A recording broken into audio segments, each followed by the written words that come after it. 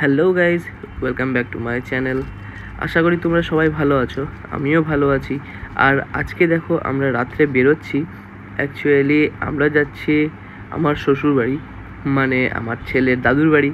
তো যেহেতু অনেক দিন যাওয়া হয়নি, তাই আজকে বেরিয়ে পড়েছি। আর এদিকে প্রায় এখন বাজে 11টা থেকে 11:30 সামথিং। তো আমরা বেরিয়ে পড়েছি, রাত্রে আমাদের টোটো চলে এসছে। আর দেখো আমার দিদি, আমার মা আর আমার ভাগনা সবাই আমাদের সি আপ করতে এসছে। এই যে আমার ছেলে, আমি আর ম্যাডাম সবাই মিলে বেরিয়ে পড়েছি।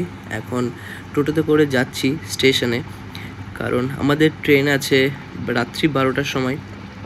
রাত্রেটাই প্রেফার করেছি, তার কারণ রাত্রে ভেবেছিলাম যে আমার ছেলে সারা রাত্রি ঘুমিয়ে যাবে, সকালবেলা পৌঁছে যাব, তাই আমরা রাতটাকেই বেছে নিয়েছিলাম।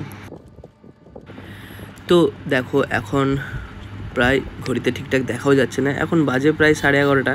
তো আমরা চলে এসেছি মালদা স্টেশনে। মালদা স্টেশন খুবই সুন্দরভাবে সাজিয়েছে নতুন করে।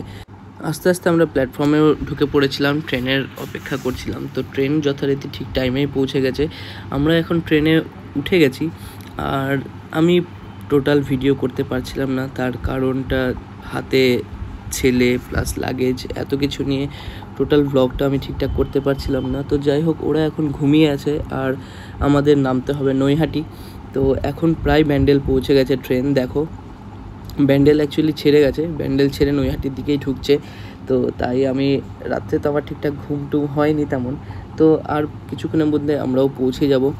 আর ফাইনালি আমরা নৈহাটি থেকে আবার ট্রেন ধরে, লোকাল ট্রেন ধরে পৌঁছে গেছি খড়দা। তো আজকের মতো ভিডিওটা আমি এখানেই শেষ করছি। এর পরের ভিডিও তোমাদের কাছে অবশ্যই আসবে। আর আমাদের কলকাতা জার্নি কেমন লাগছে অবশ্যই জানাবে।